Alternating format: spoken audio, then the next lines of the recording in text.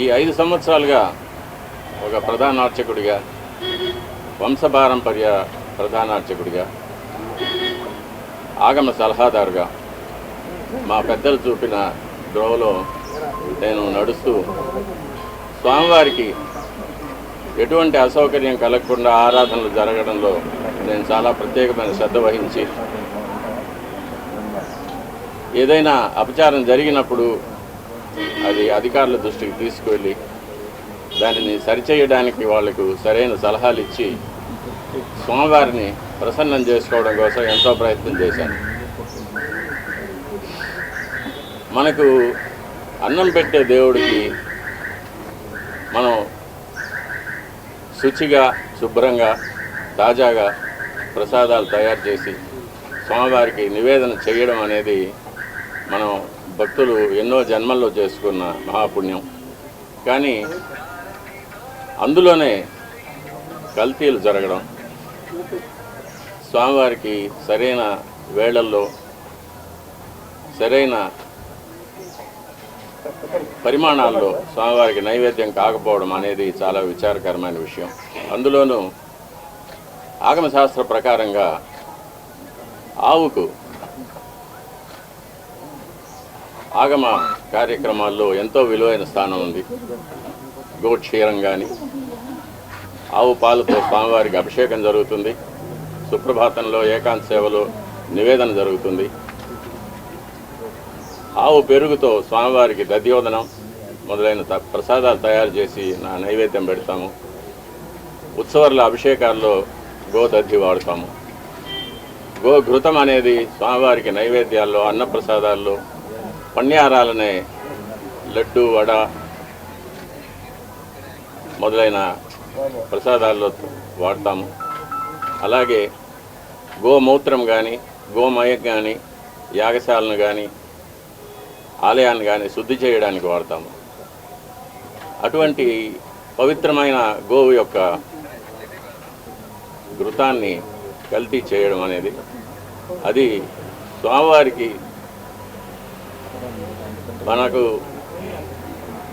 జీవితాన్ని ఇచ్చే స్వామివారికి ఇటువంటి అపచారం జరగడం అనేది చాలా విచారకరమైన విషయం. ఇవన్నీ చూసే పాపం కూడా మనం చేశామా అనిపిస్తుంది ఒక్కొక్కసారి. దీన్ని ఎన్నోసార్లు అప్పటి ఈఓ గారికి, చైర్మన్ గారికి దృష్టికి తీసుకెళ్ళి ఇలా ప్రసాదాల నాణ్యత సరిగ్గా లేదు, ముందులాగా లేదు, ప్రసాదాల పరిమాణాలు స్వామివారికి సరిగ్గా నివేదన కావడం లేదు, సరైన ఆగమ ఉక్తమైన కాలాల్లో స్వామివారికి నైవేద్యాలు జరగడం లేదని ఎన్నోసార్లు దృష్టికి తీసుకెళ్ళాం. కానీ లాభం లేకపోయింది. దీనికి మరొక కారణం నాది ఒంటరి పోరాటం అయిపోయింది. నాకు ఈ విషయాల్లో సహకరించేదానికి నా తోటి అర్చకులు ఎవరూ కూడా వారి వారి వ్యక్తిగత కారణాల వల్ల ముందుకు రాలేదు. ప్రధాన పరిచారకులైన వాళ్ళు రాలేదు. కాబట్టి ఇది ఈ 5 ఏళ్ళు నిరభ్యంతరంగా ఈ మహాపాపం జరిగిపోయింది. ఒక సైంటిస్ట్గా ఈ నెయ్యి యొక్క పరీక్షల యొక్క ఫలితాలు కూడా నేను చూశాను, ల్యాబ్ రిపోర్ట్స్ చూశాను. ఇందులో కూడా వెజిటబుల్ ఫ్యాటు, అనిమల్ ఫ్యాటు, జంతువుల యొక్క కొవ్వు పదార్థం, స్థావరాల యొక్క, జంగమాల యొక్క కొవ్వు పదార్థాలు కలిసినట్టుగా ల్యాబ్ రిపోర్ట్ను చూశాను. పరిశుద్ధమైన ఆవు పాలతో తయారు చేసిన నెయ్యిలో అది స్థావరమైనా కానీ, జంగమమైనా కానీ కొవ్వు పదార్థాలు కలవడానికి వీలు లేదు. అది ఇంప్యూరిటీస్ కింద లెక్క వస్తుంది. ఇప్పటి ప్రభుత్వం పదవికి రాగానే తిరుమలను ప్రక్షాళన చేస్తామని తిరుమలలోనే ముఖ్యమంత్రి గారు సెలవిచ్చారు. దానికి తగినట్లు ఎన్నో చర్యలు తీసుకున్నారు కూడా. ఇది అనుకోకుండా బయటపడిన విషయం. దీనికి కూడా పరిహారంగా కర్ణాటక డైరీ నుంచి నందిని మార్కు నెయ్యిని, శుద్ధమైన ఆవు నెయ్యిని మళ్ళీ కొని స్వామివారికి ప్రసాదాలు తయారు చేయించడానికి ప్రభుత్వం నిర్ణయం తీసుకుంది. చాలా హర్షణీయమైన విషయం.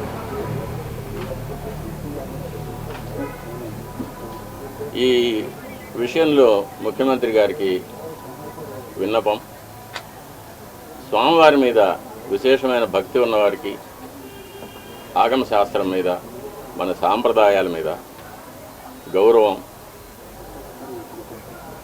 ఉన్నవారికి తిరుమలలో సేవ చేయడానికి అవకాశం కల్పించవలసిందిగా కోరుతున్నాను.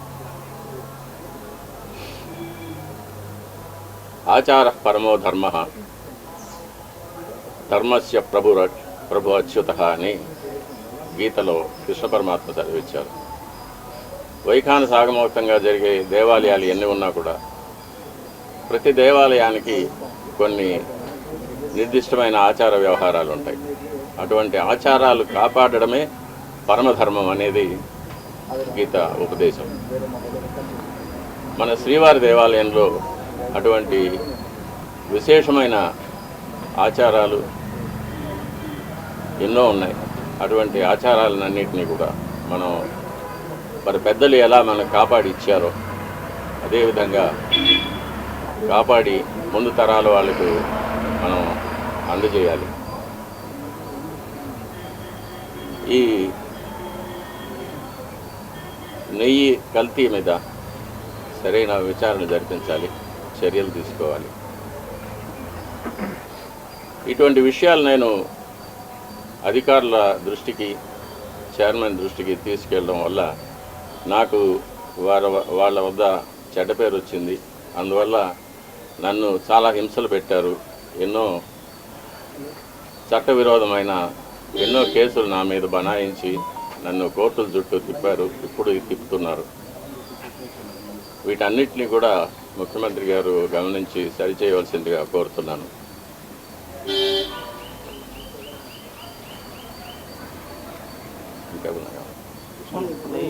గత ఈవోగా పనిచేసినటువంటి ఎల్వి సుబ్రహ్మణ్యం తిరుమల అపచారం జరిగింది. ఏదైతే ఆ నెయ్యి ట్యాంకర్లు కానీ పోర్టు మొత్తం శుభ్రం చేసి సంప్రోక్షణ చేసి తర్వాత ప్రసాదాలు తయారీ చేయాలని చెప్పారు.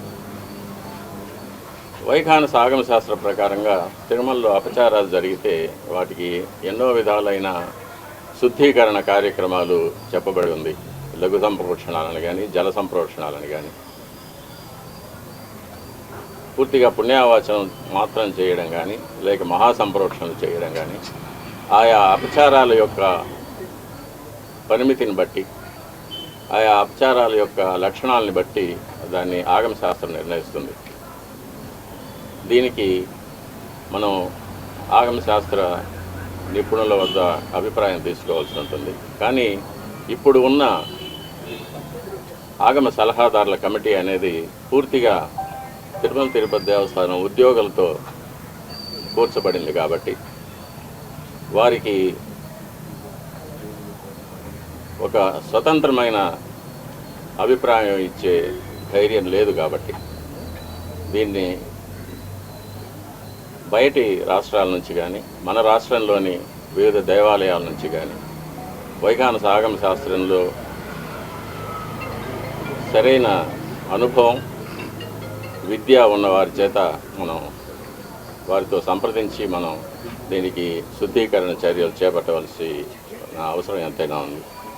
స్వామి, ఇది నెయ్యి టెస్ట్కి పంపించింది జూలై 17. జూలైలో వచ్చిన నెయ్యిని టెస్ట్కి పంపించారు. అప్పటికి ప్రభుత్వం కూడా మారిపోయింది. ఇప్పుడున్న ప్రభుత్వం ఉంది. అప్పుడు వచ్చిన నెయ్యిని టెస్ట్కి పంపించారు. దీనికి సంబంధించి మీరు ఏమంటారు? అది నాకు ఆ వివరాలన్నీ తెలీదు. నేను చూసిన ల్యాబ్ రిపోర్ట్ దాని మీద వచ్చిన వార్తల మీద నేను స్పందిస్తున్నాను. కానీ రిఫరెన్స్ నెంబర్లు కూడా 2 రకాలుగా ఉన్నాయి. రెండింటి కూడా పోలిక లేదని చెప్తున్నారు. దీని ఏమైనా మీరు గుర్తించారా? టీటీడీ ఆఫీసర్స్ ఏమైనా మాట్లాడారు? ఎవరు, ఏ ప్రభుత్వం అయినా కానీ, ఏ అధికారి అయినా కానీ స్వామివారికి ఆగమోక్తంగా జరగవలసిన కార్యక్రమాలు, పూజలు, అభిషేకాలు, అలంకారాలు, ఆరగింపులు ఇవన్నీ కూడా శాస్త్రోక్తంగా జరిపే వరకు ఎటువంటి విమర్శలు ఉండవు, భక్తులకు ఎటువంటి బాధ ఉండదు. కాబట్టి ఎవరు వచ్చినా కూడా స్వామివారు మనకందరికీ అధికారి అని, స్వామివారిని తృప్తిపరచడం వల్ల మనమందరం క్షేమంగా ఉంటామనే ఒక నమ్మకంతో మన సనాతన ధర్మం మీద ఉన్న నమ్మకంతో మనం నడుచుకుంటే అందరూ క్షేమంగా ఉంటాము. ఇందులో ప్రభుత్వం ఈ ప్రభుత్వము ఆ ప్రభుత్వం అనేదో లేకపోతే దీనివల్ల ఎవరు లాభపడతారు ఎవరు నష్టపడతారు అనేది విషయం కాదు. ఇది లౌకికమైన విషయం కాదు, ఇది దైవికమైన విషయం, ఆగమ శాస్త్ర సంబంధమైన విషయం. కాబట్టి ఆ సంబంధంగానే నేను కూడా ఈ విషయంలో నేను మాట్లాడుతుంటాను. సో గతంలో మీరు స్వామివారికి నివేదనలు సరిగ్గా చేయటం లేదని చెప్పి ఆరోపించారు.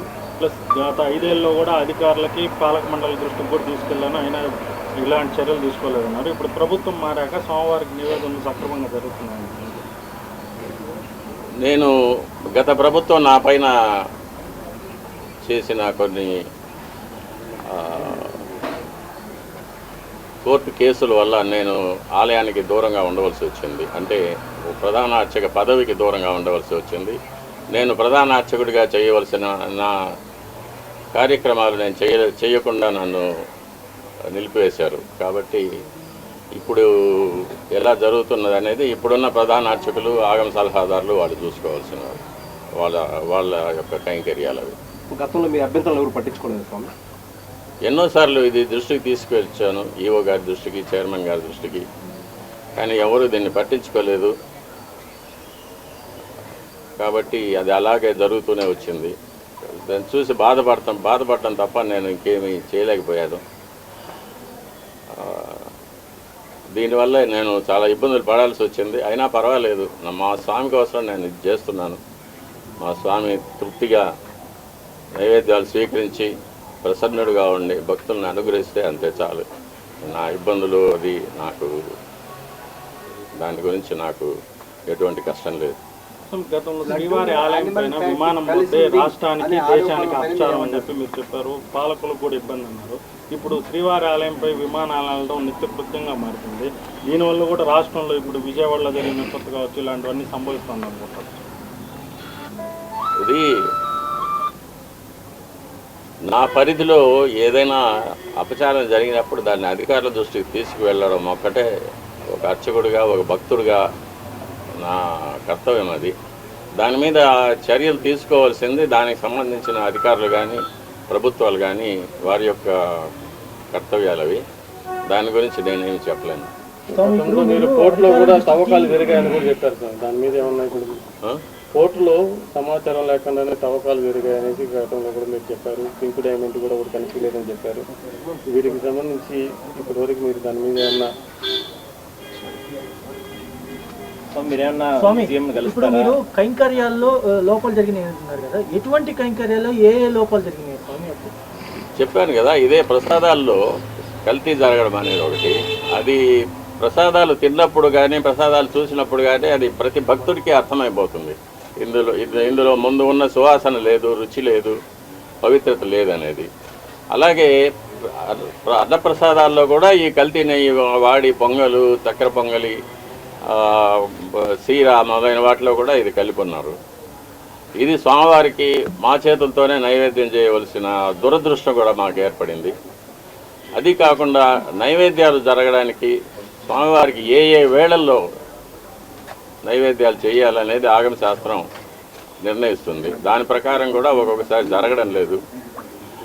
నైవేద్యం చేయవలసిన సమయాన్ని కూడా కుంచించి 10 నిమిషాల్లో అయిపోవాలి, 15 నిమిషాల్లో అయిపోవాలి అనేది అర్చకుల మీద ఒక ప్రెషర్ పెట్టడం, త్వరగా ముగించమని చెప్పి వాళ్ళని తరమడం, ఇవన్నీ కూడా జరుగుతూ ఉన్నాయి. ఇవన్నీ కూడా స్వామివారికి జరిగే అపచారాల కిందకే వస్తాయి. సేవల్లో ఏమన్నా లోపాలు గుర్తించారా స్వామి? స్వామివారు చేసేటువంటి సేవల్లో నేనున్నంత వరకు ఎటువంటి లోపాలు లేకుండానే చూసుకున్నాను. ఏదైనా అపచారాలు ఉంటే నేను అధికారుల దృష్టికి తీసుకువెళ్ళాను. ఇప్పుడు ఎలా జరుగుతుందో నాకు తెలియదు. నాణ్యతలోనైనా స్వామి పరిమాణాల్లో కూడా ఏమైనా తేడా గుర్తించారా మీరు? పరిమాణాల్లో కూడా మనం కోవిడ్ వచ్చినప్పుడు దాన్ని సగానికి సగం తగ్గించాము, వినియోగం తక్కువ, భక్తులు లేరని చెప్పి. అది కూడా ఒక తప్పే. అప్పుడు కూడా నేను అబ్జెక్ట్ చేశాను. స్వామివారికి ఎంత పరిమాణంలో ప్రసాదాలు తయారు చేసి నైవేద్యం పెట్టాలనేది ఆగమ శాస్త్రం నిర్ణయిస్తుంది. స్వామివారి యొక్క పరిమాణాన్ని బట్టి, దేవాలయం యొక్క పరిమాణాన్ని బట్టి ఇంత ప్రసాదం స్వామివారికి నైవేద్యం చేయాలనేది ఆగమ శాస్త్రం నిర్ణయిస్తుంది. దాన్ని దిట్టం అంటారు. ఆ దిట్టం ప్రకారమే చేయాలి. దానికన్నా ఎక్కువ చేయడానికి ఎటువంటి అభ్యంతరాలు ఉండవు, కానీ చేయవలసిన దానికన్నా తక్కువ చేస్తే మట్టుకు అది అపచారం అవుతుంది. అది మొన్నటి వరకు కూడా అలాగే జరుగుతూ వచ్చింది. దాన్ని చాలాసార్లు నేను అధికారుల దృష్టికి తీసుకెళ్ళాను. ఈఓ గారు దాని మీద స్పందించలేదు. అది అలాగే జరుగుతూనే ఉండింది. ఇప్పుడు ప్రభుత్వం స్పందించి స్వామివారికి ప్రసాదాలు అనేకంగా తయారు చేసి, నాకు తెలిసినంత వరకు మేము కైంకర్యం చేసేటప్పుడు గరుడ సేవ నాడు బంగారు వాకిలి వరకు సుమారుగా ఒక 100 గంగాళాలు ప్రసాదం నైవేద్యం పెట్టేవాళ్ళం. కాబట్టి దానికి అప్పర్ లిమిట్ అనేది లేదు. ఇంతకన్నా ఎక్కువ చేయకూడదు అనేది ఎప్పుడు లేదు. కానీ తక్కువ చేయడం మట్టుకు అపచారం అవుతుంది. దాన్ని ప్రభుత్వం దృష్టికి తీసుకెళ్తున్నాము. అది దిట్టం ప్రకారం స్వామివారికి ఏ వేళలో ఎంత ప్రసాదం నైవేద్యం చేయాలనేది దాన్ని తయారు చేసి శుచిగా, శుభ్రంగా, తాజాగా తయారు చేసి స్వామివారికి నైవేద్యం పెడితే స్వామి ఎప్పుడు ప్రసన్నులు అవుతారో అప్పుడు భక్తులకు అందరికీ కూడా మంచి జరుగుతుంది. రాష్ట్రము, దేశం సుభిక్షంగా ఉంటుంది. ఎట్లాగైతే సూర్యుడు తన కిరణాలతో నీటిని ఆవిరిగా తీసుకొని ఒక వర్షంగా మనకి ఇస్తాడో, అలాగే మనం నైవేద్యం పెట్టే ప్రసాదాల నుంచి సారాన్ని భగవంతుడు గ్రహించి మనకు అనుగ్రహంగా వరాలుగా ఇస్తారని చెప్పేది ఆగమ శాస్త్రంలో చెప్పబడిన సమాచారం అది. కాబట్టి మనం పూర్తి నమ్మకంతో భగవంతుడు అక్కడ ఏం చేసి ఉన్నారు, ఆయనకు మనం భక్తితో నైవేద్యం పెడుతున్నాము, ఇది మన అదృష్టమని తలుచుకుంటూ స్వామివారికి మనం నైవేద్యం పెట్టినప్పుడు స్వామివారు తప్పకుండా స్వీకరిస్తారు. స్వామివారు ఎప్పుడు ప్రసన్నం అవుతారో మనకందరికీ కూడా మంచి జరుగుతుంది. రాష్ట్రం సుభిక్షంగా ఉంటుంది. ఇటువంటి అవాంతరాలు, అతివృష్టి, అనావృష్టి, కరువు, కాటకాలు, యుద్ధ భయం, చోర భయం, రోగ భయం ఇవన్నీ లేకుండా దేశం క్షేమంగా ఉంటుంది. అంటే పదార్థాల్లో కూడా ఏమైనా తగ్గినాయా? మార్పు చేశారు స్వామివారికి సమర్పించే నైవేద్యాలు కైంకర్యాల సమయంలో? అదే దిట్టం తగ్గించారు. పరిమాణమే కాకుండా ఆర్గానిక్ ఫుడ్ సంబంధించి వచ్చింది. ఆర్గానిక్ ఫుడ్ అనేది, తర్వాత మిల్లెట్స్, తృణధాన్యాలు స్వామివారికి నైవేద్యం పెట్టాలనేది కూడా 5 సంవత్సరాల ముందు మొదట నా దగ్గరికే వచ్చింది ఆ ఇష్యూ. అతను తయారు చేసి అతను పండించే అతనే నా దగ్గరికి వచ్చాడు, ఇవి స్వామివారికి నైవేద్యం పెట్టాలంటే నేను చెప్పాను, అయ్యా 100 సంవత్సరాలుగా వస్తున్న ఆచారాన్ని మార్చడానికి వీలు లేదు. అందులో స్వామివారికి బెస్ట్ ఆఫ్ ద బెస్ట్, ఉత్తమోత్తమైనది అది బియ్యం కానీ, నెయ్యి కానీ, బెల్లం కానీ, జీడిపప్పులు కానీ, బాదం పప్పులు కానీ ఏవైనా సరే మనం ఉత్తమోత్తమైనవి తయారు చేసి స్వామివారికి నైవేద్యం చేయాలి. ఇటువంటి స్వామివారి మీద ఒక ఎక్స్పెరిమెంట్ చేయడము, స్వామివారికి తృణధాన్యాలు నైవేద్యం పెట్టడము, స్వామివారికి ఆర్గానిక్ ఫుడ్ నైవేద్యం పెట్టడం అనేది శాస్త్రం ఒప్పుకోదు. ఇది అందుకే ఆచార పరమో ధర్మ అన్నారు. ఆచారం ఎలా వస్తూ ఉందో దాన్ని మనం కాపాడి దాని ప్రకారమే మనం నడుచుకోవాలి. కాబట్టి ఈ మార్పుకు నేను ఒప్పుకొని చెప్పాను అప్పుడే. అది కూడా మార్చాలి. అది కూడా మార్చి ముందు ఎలా జరుగుతూ ఉండేదో, 5 ఏళ్ళ ముందు ఎలా జరుగుతూ ఉండేదో అలాగే ఆ పద్ధతికే తీసుకున్నాం. అంటే ఇప్పుడు లడ్డుకుని ఆ నెయ్యి వాడారు, స్వామివారి అన్నప్రసాదం కూడా అదే నెయ్యి వాడారా? అదే నెయ్యి వాడారు. స్వామి ఒక నిమిషము, ఎప్పుడు అంటే సీఎం గారిని కలుస్తారా? అంటే గతంలో మీరు స్వామికి సంబంధించి పోరాటాలు చేశారు, ఇబ్బందులు పడ్డారని మీరే చెప్తున్నారు. ముఖ్యమంత్రి గారిని కలిసి, ఎందుకంటే ఆయనకు మీకు గతంలో మంచి సంబంధాలు ఉన్నాయి, నేరుగా కలిసి ఎప్పుడైనా జరిగిన పరిస్థితులు, జరుగుతున్న పరిణామాలు, లేదంటే మీరు అధికారులకు ఏదైనా సరే ఫీడ్బ్యాక్ ఇవ్వడం, ఇవన్నీ మీరు ఎట్లా చేయబోతున్నారు? ఏంటి పోరాటం? తప్పకుండా నేను ఇప్పటి అధికారులు కలిశాను. ఈఓ గారిని, అడిషనల్ ఈఓ గారిని కలిసి చెప్పాను, నాకు 50 ఏళ్ళ అనుభవం ఉంది, నేను వంశపారంపర్య అర్చకుడిని, నేను మా తండ్రి గారు, తాతగారు కైంకర్యాలు చేసినప్పటి నుంచి చూస్తూ వచ్చాను. నాకు ఏది చేయొచ్చు, ఏది చేయకూడదు, ఎంతవరకు చేయొచ్చు అనేది నాకు బాగా అనుభవం ఉంది. కాబట్టి నాకు అవకాశం ఇస్తే ఈ పాడైపోయిన అర్చక వ్యవస్థని, ఆలయ వ్యవస్థని రెండింటినీ కూడా నేను పాత పద్ధతికి నేను తీసుకురాగలనని చెప్పాను. ముఖ్యమంత్రి గారిని కూడా కలవడానికి ప్రయత్నం చేస్తున్నాను. ముఖ్యమంత్రి గారిని కూడా కలిసి నేను ముందుగా వారు ప్రభుత్వానికి రావడానికి శుభాకాంక్షలు చెప్పిన తర్వాత, ఇలా ఆలయంలో ఇలా జరిగింది 5 ఏళ్ళుగా, ఇటువంటి అంటే కొన్ని విషయాలు ఎవరికి తెలియదు కూడా, అటువంటి విషయాలు, కొన్ని అపచారాలు జరిగినవన్నీ కూడా చెప్పి వీటిని సరిదిద్దడానికి నాకు ఒక అవకాశం ఇవ్వాల్సిందని చెప్పి రిక్వెస్ట్ చేస్తాను. తప్పకుండా ముఖ్యమంత్రి గారు దీన్ని పరిశీలిస్తారనే నమ్మకం నాకుంది. మీరు 50 ఏళ్ళుగా పనిచేస్తున్నారని చెప్పారు స్వామి, ఇంతవరకు ఇటువంటి ఘటనలు ఎప్పుడు చోటు చేసుకోలేదా? ఎప్పుడూ లేదు. ఎప్పుడు స్వామివారి ప్రసాదాల్లో కల్తీ జరగడం అనేది ఇంతవరకు నాకు తెలిసి ఎప్పుడు ఈ 50 ఏళ్ళ అనుభవంలో ఎప్పుడు జరగలేదు. ఎప్పుడైనా కూడా నేను చిన్నప్పుడు కూడా తిరుమలకి వస్తే స్వామివారి దేవాలయం చుట్టూ నెయ్యి గమగమలు ఎప్పుడు ఉండేది. నెయ్యి చేతితో తీసుకుంటే నెయ్యి అలా కారిపోతూ ఉండేది చేతి నుంచి. అంత రుచిగా అమృతం లాగా ఉండేది ప్రసాదాలు కానీ పణ్యారాలు కానీ. సమృద్ధిగా భక్తులకు అందరికీ సమృద్ధిగా ప్రసాదాలు పంచేవాళ్ళం. ఇప్పుడు అది కూడా లేదు. ఉదయం ఒక గంట సేపు అన్నప్రసాదాలు వస్తాయి, తర్వాత లడ్లో ఏదో పంచేస్తూ ఉన్నారు. అన్నప్రసాదాలు భక్తులకు అందరికీ కూడా చేరడం లేదు. కాబట్టి అన్నప్రసాదాలు సమృద్ధిగా తయారు చేసి స్వామివారికి నైవేద్యం చేసి భక్తులందరికీ కూడా రోజంతా కూడా స్వామివారి అన్నప్రసాదాలు చేరేటట్టుగా మనం.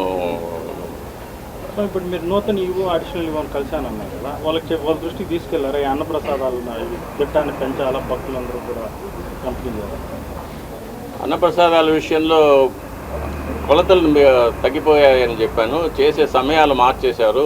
ఇష్టంగా ఆగమ శాస్త్ర ప్రకారంగా జరగడం లేదనేది చెప్పాను నేను. అవి కూడా సో మీకు గత కొంతకాలంగా స్వామివారి సేవకు దూరంగా ఉన్నారు, తిరిగి స్వామివారి సేవకు ఎప్పుడు వస్తారనుకుంటున్నారు? అలాంటి అవకాశం ఉందని అది నా మీద బలాయించిన అబద్ధపు కేసులు ఈ ప్రభుత్వం కనుక తీసివేస్తే నేను స్వామివారి కైంకర్యానికి తప్పకుండా వస్తాను.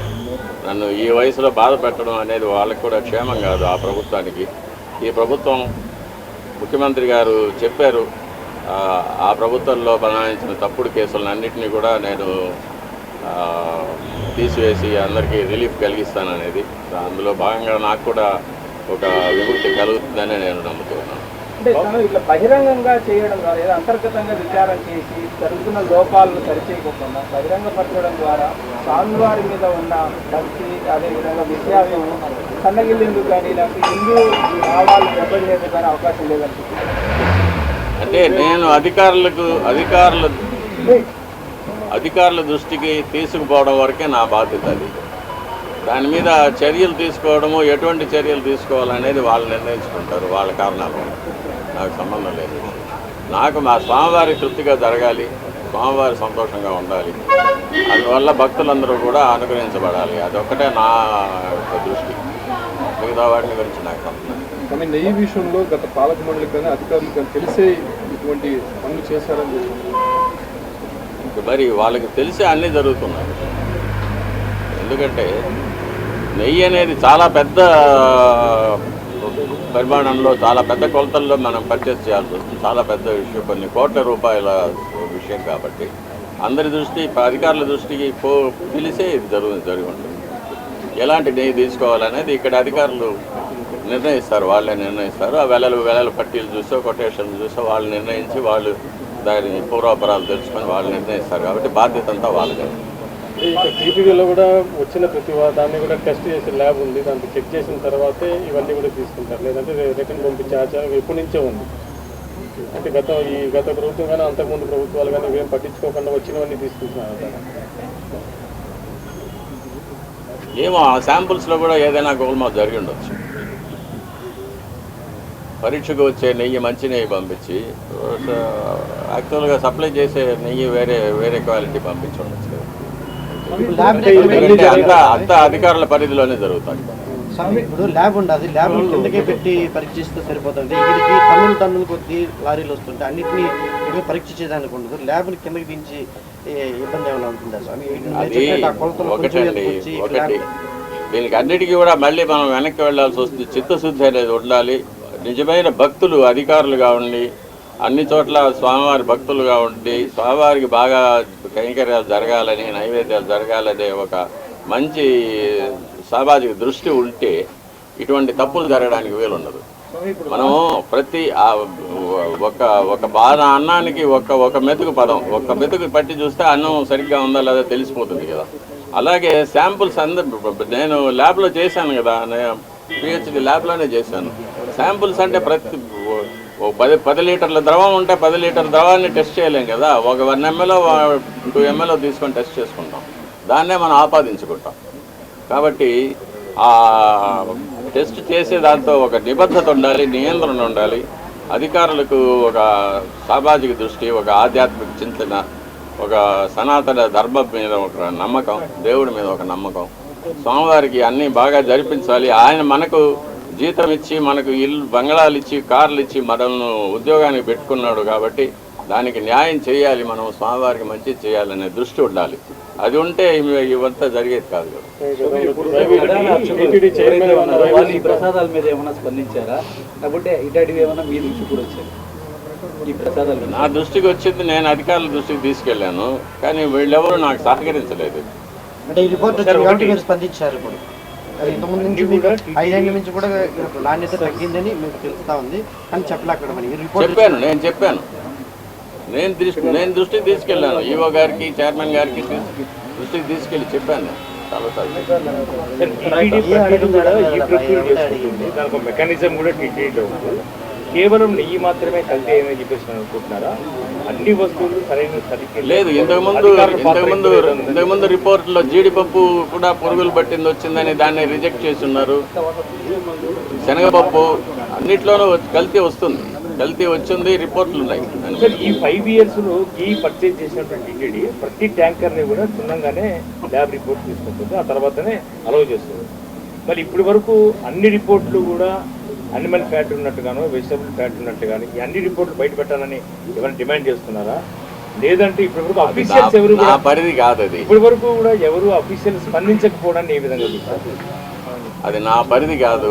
నేను చూసింది చెప్పాను. 5 ఏళ్ళుగా దాని మీద నేను పోరాటం చేస్తూనే ఉన్నాను, కానీ ఎవరు దాని మీద స్పందించలేదు. ఇప్పుడు బయట వచ్చింది కాబట్టి దాని మీద అందరూ స్పందిస్తూ ఉన్నారు, అందరూ మాట్లాడుతూ ఉన్నారు. ఇది చాలా రోజులుగా జరుగుతుంది. ప్రసాదాల నాణ్యత కానీ, ప్రసాదాల పరిమాణంలో కానీ, ప్రసాదాల యొక్క కాల వ్యవధుల్లో కానీ అపచారాలు జరుగుతూ ఉందనేది నేను ఎప్పటి నుంచో చెప్తూ ఉన్నాను, ఇప్పుడే కాదు. కానీ మీరు మొదట్లో చెప్పారు గోమాతని ఇండియాలో బాగా పూజిస్తారు దానివల్ల, కానీ ఇండియాలో మోస్ట్ మీట్ అనేది ఫస్ట్ ఎక్స్పోర్ట్లో నెంబర్ 1 ఉంది. మీరు ఎలా స్పందిస్తారు? అది నా సబ్జెక్ట్ కాదు, నేను మాట్లాడవలసింది కాదు. నాకు కావాల్సింది మా స్వామివారు, మా వైకాంత ఆగమం, మా స్వామివారి సంతోషం, భక్తుల యొక్క సంతోషం. అది తప్ప నాకు లోకేష్ వచ్చినాడు, పవన్ కళ్యాణ్ గారు కూడా ఏమైనా కలుస్తారా? ఏంటి లోకేష్ బాబు వచ్చిన తిరుపతి ఏమైనా ఇవాళ కలుస్తారా, లేదా పవన్ కళ్యాణ్ ఏమైనా కలవబోతున్నారు?